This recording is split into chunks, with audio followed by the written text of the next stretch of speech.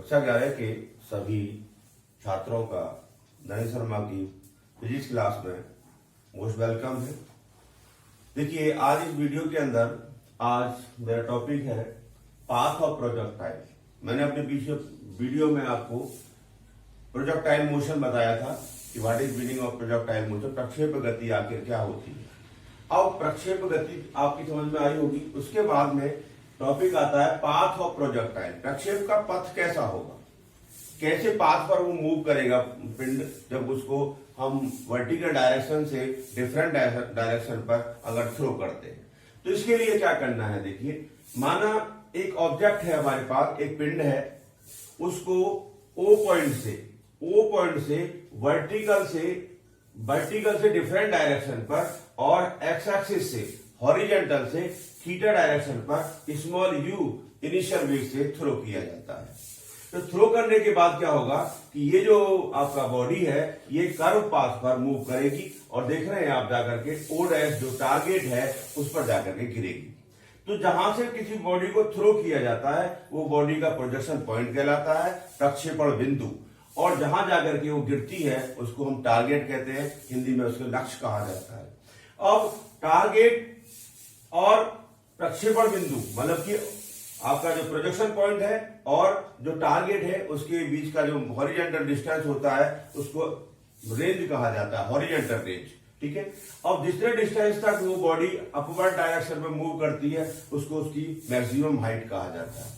तो देखिए, you velocity से उसको आपने थ्रो किया है, तो यू वेलोसिटी के दो कंपोनेंट होंगे, एक एक्स कंपोनेंट होगा, एक वाई कंपोनेंट होगा। दोबारा समझ लें, किसी भी बॉडी को हमने पॉइंट ओ हमारा प्रोजेक्शन पॉइंट है, प्रक्षेपण बिंदु है, यहां से हमने थ्रो किया है विद वेलोसिटी स्मॉल यू। अब ये एक कर्व पाथ पर मूव करके ओ डैश तक पहुंची है, तो ओ डैश को हम टारगेट कहते हैं। तो टारगेट और प्रोजेक्शन पॉइंट के बीच में जो डिस्टेंस होता है, हॉरिजॉन्टल डिस्टेंस, उसको रेंज कहते हैं। अब यहां से वर्टिकल हाइट जो होती है वो मैक्सिमम हाइट कहलाती है। अब इसके जो आपका यू है, इनिशियल वेलोसिटी है, इसके दो कंपोनेंट होंगे, एक होगा यू एक्स और एक होगा यू वाई। यू एक्स को कहते हैं हॉरिजॉन्टल कंपोनेंट और यू वाई को कहते हैं वर्टिकल कंपोनेंट, मतलब क्षैतिज घटक और आपका ऊर्ध्वाधर घटक। देयरफॉर अतः यू एक्स क्या होगा, यू कॉस थीटा। यूएक्स क्या होगा, u cos theta due to trigonometry इस एंगल में लगाएंगे। ठीक है। तो यहां से क्या निकल गया, आपका यूएक्स की वैल्यू आएगी, वो क्या होगी, यू कॉस थीटा। सिमिलरली और यू वाई, ये वर्टिकल कंपोनेंट है, ये यू साइन थीटा होगा। ये दो कंपोनेंट हो गए आपके यू के, u x is equal to u cos theta और u y is equal to u sin theta. अब बॉडी देखिए, बॉडी जो है एक्स वाई प्लेन में मूव कर रही है, इसका मतलब वो एक्स एक्सिस में भी मूव कर रही है और वाई एक्सिस में भी मूव कर रही है। अगर मैं यहां पर देखूं, ये एक्स मान लूं और ये वाई मान लूं, ये वाला जो डिस्टेंस है इसको एक्स कह दूं मैं, ये एक्स डिस्टेंस हो जाएगा और ये वाई डिस्टेंस हो जाएगा। तो देखिए, वाई डिस्टेंस क्या है, वर्टिकल डिस्टेंस है और एक्स हॉरिजॉन्टल डिस्टेंस है। तो क्या करना है हमें, वस्तु लिखा है हमने, ऑब्जेक्ट को वस्तु का टी समय में जो वस्तु द्वारा टी सेकंड में क्षैतिज दिशा में, हॉरिजॉन्टल डायरेक्शन, क्षैतिज दिशा, horizontal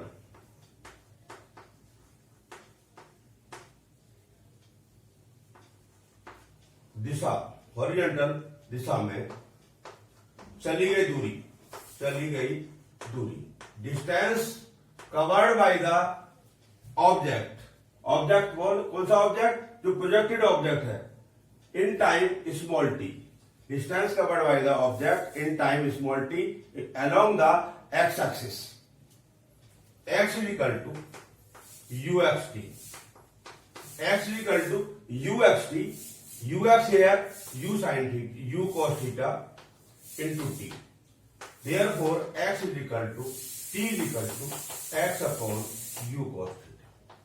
equation 1, distance covered by the object in time small t along the horizontal direction given by x is equal to ux into t or x is equal to u cos theta into t, therefore t is equal to x upon u cos theta. Similarly, अब देखिए g जो motion है ये under gravity motion है, x axis के along इस object के अंदर कोई भी एक्सेलरेशन नहीं होगा, और एक्सेलरेशन जो होगा, त्वरण जो होगा वो y एक्सिस के अकॉर्डिंग होगा और जो कि स्मॉल g होगा। तो y जो g वर्क करता है, g की जो डायरेक्शन होती है वो डाउनवर्ड होती है, अपवर्ड टू डाउनवर्ड। तो जब मोशन y एक्सिस के अकॉर्डिंग होगा तब ही ये g वर्क करेगा, x एक्सिस के अकॉर्डिंग ये g वर्क नहीं करेगा। तो हम अब क्या करेंगे, सिमिलरली इसी प्रकार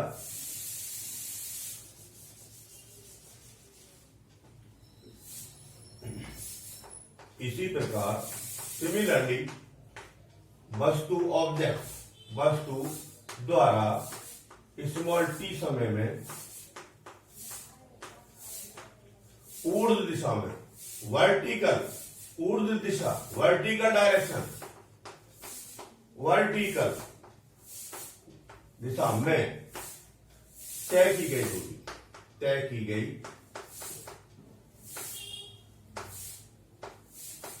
दूरी, डिस्टेंस, ये हो जाएगी y, distance covered by the object in time t along the y axis, और plus y axis upward direction में मूव कर रहा है, y is equal to u by t minus half g t square due to equation of motion, second equation of motion h is equal to ut plus half a t square. तो यहां g के under gravity motion हो रहा है, तो g की जो value होगी वो नेगेटिव होगी। सिमिलर, और y is equal to u by u cos theta, u sin theta into t x upon u cos theta minus 1/2 g x square upon u square cos square theta. हमने क्या किया, distance covered by the body in along the y axis ले लिया, मतलब vertical ऊर्ध्व दिशा में चली गई, दूरी निकाल ली। अब इसको ट्रिग्नोमेट्री अप्लाई कर दीजिए, y is equal to x tan theta minus g x square upon 2 u square cos square theta. This equation is a quadratic equation. यह क्या है, एक द्विघात समीकरण है जो कि एक परवलय की इक्वेशन होती है। पैराबोला एक शेप होती है, उसकी एक इक्वेशन होती है जिसको हम y is equal to c x square कहते हैं। देखिए क्या लिखेंगे इसके बाद में, यह समीकरण परवलय की समीकरण y is equal to c x square के तुल्य है। This equation is equivalent to the parabolic equation y is equal to c x square. Hence अतः स्पष्ट है, हैंस वी कैन से, अतः स्पष्ट है कि प्रक्षेप का पथ, पाथ ऑफ प्रोजेक्टाइल, प्रक्षेप का पथ, path of projectile is parabolic, पथ परवलय का, पैराबोलिक परवलय कार होता है। तो ये हमने सिद्ध कर दिया कि path of projectile is a parabolic. ठीक है, तो पैराबोलिक पाथ देख रहे हैं आप, इस तरह से जैसे अम्ब्रेला होता है उसकी तरह से शेप होती है, ये पैराबोलिक पाथ है। तो इसके लिए हमने क्या किया, डिस्टेंस पहले हमने एक बॉडी को थ्रो किया है स्मॉल प्रोजेक्शन पॉइंट से एक्स एक्सिस से कुछ एंगल बना करके थीटा, ये थीटा जो है ये 90 नहीं है, ना ही 0 है, ये वर्टिकल से एंगल अलग है। तो क्या हुआ, तो ये स्मॉल u वेलोसिटी से इसको मूव कराया, तो इसके दो कंपोनेंट हो गए ux और uy, उनकी हमने वैल्यू निकाली। उसके बाद में हमने निकाला कि distance covered by the object in time t along the x axis. X axis के अंदर कोई एक्सेलरेशन नहीं था। इसी तरह से हमने वाई एक्सिस का इक्विवेलेंट डिस्टेंस कवर्ड निकाला, उसके अंदर g वर्क कर रहा था। तो हमने एक इक्वेशन निकाल के चले, तो वो इक्वेशन जो आई हमारी y equal to x tan theta minus g x square upon 2 u square cos square theta आ गई।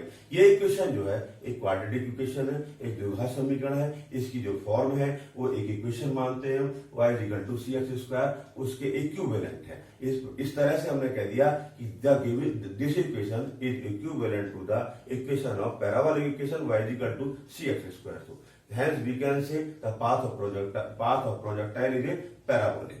ठीक है, अब इसके अंदर तीन फैक्टर आते हैं। देखिए, सबसे पहले आता है फ्लाइट टाइम, उड्डयन काल।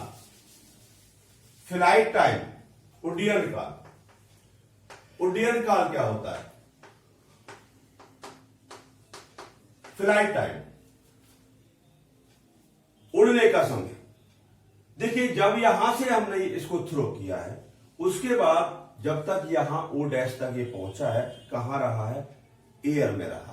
इसका मतलब समझ लीजिए, सब चीजों को लिखना नहीं होता है कि इन प्रोजेक्टाइल मोशन, प्रक्षेप गति में, जो प्रक्षेप कहते हैं प्रोजेक्टाइल को जिसको थ्रो किया गया है, जो बॉडी है, जितने टाइम तक वो हवा में रहती है। टाइम क्या, वो वाला टाइम जिसमें वो कहां रहेगी? एयर में रहेगी। वो जो टाइम होगा ना, वो क्या कहलाएगा? उसका फ्लाइट टाइम कहलाएगा। अगर यहां से थ्रो किया है तो ओ से ओ डैश तक वो जब तक आई है, वो टाइम जो है उसका फ्लाइट टाइम है। अब इसको हमें निकालना है कि व्हाट इज फ्लाइट टाइम। अगर मैं कहूं कि ओ से पी तक पहुंचने का जो टाइम है वो स्मॉल टी है। यहां से जब यहां तक आपका प्रोजेक्टाइल मूव करेगा, तो उसको हम सपोज कर रहे हैं कि वो जो टाइम जो है वो स्मॉल टी है। तो अगर हमने स्मॉल टी को हमने निकाल लिया और उसका डबल कर दिया, तो ये फ्लाइट टाइम आ जाएगा। तो हम ये मान के चल रहे हैं कि जो हमारा प्रक्षेप है, जो हमारा पिंड है, जो हमारी बॉडी है, उसको ओ से पी तक, ये हाईएस्ट पॉइंट है, यहां तक पहुंचने में जो लगा समय है वो स्मॉल टी है। क्या करना है? माना पिंड कह रहे हैं, वस्तु कह रहे हैं, जो भी कहना चाहते हैं, वस्तु मतलब प्रोजेक्टाइल को ओ से पी तक पहुंचने में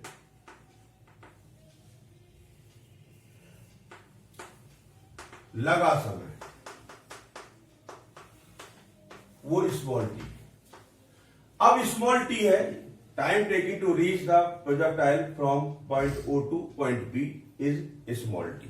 then by v is equal to u minus g t, due to the first equation of motion, v is equal to u minus g t. अब v is equal to u minus g t. अब यहां देखिए, at point P highest point है, तो यहां क्या होगा? v बराबर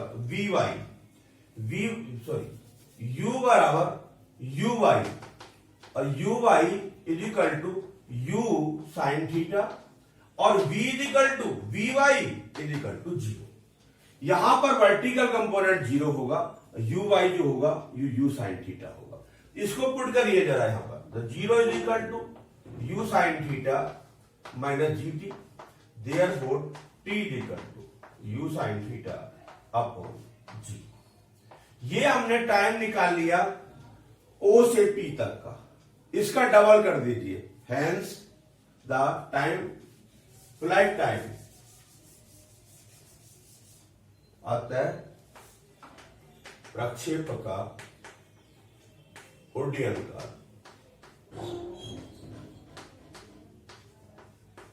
फ्लाइट टाइम है ये, t is equal to 2t is equal to 2u sine theta upon. This is a required formula for flight time of projectile. Next maximum height, देखिए ऊर्ध्व ऊंचाई, प्रक्षेप की ऊर्ध्व ऊंचाई, वर्टिकल हाइट ऑफ प्रोजेक्टाइल, प्रक्षेप की ऊर्ध्व, वर्टिकल ऊंचाई, हाइट। देखिए इन प्रोजेक्टाइल मोशन,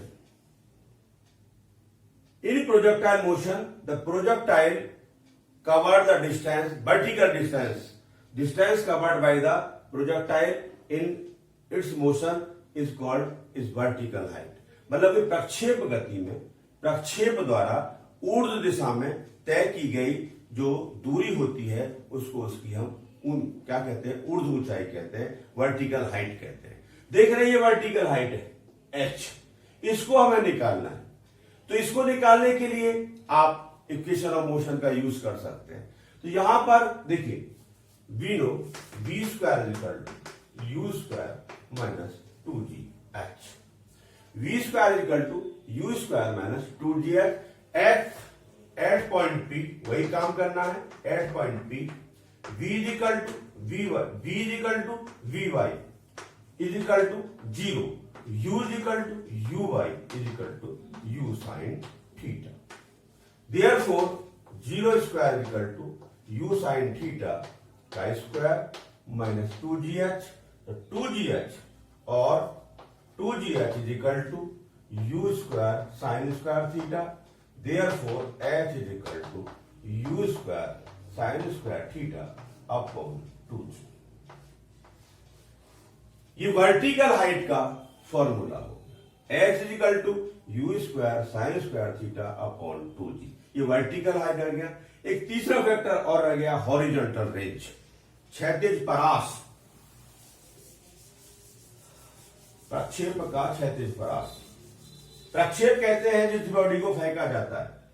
थर्ड, प्रक्षेप प्रोजेक्टाइल को बोलते हैं का क्षैतिज हॉरिजॉन्टल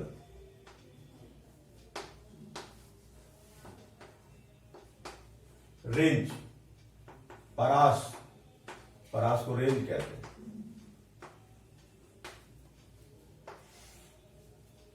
देखिए प्रक्षेप गति के जब कोई बॉडी प्रोजेक्टाइल मोशन में होती है तो प्रक्षेप गति में प्रक्षेप द्वारा हॉरिजॉन्टल डायरेक्शन में जितना मैक्सिमम डिस्टेंस वो कवर करता है उसे हम क्या कहते हैं, उसका हॉरिजॉन्टल रेंज कहते हैं।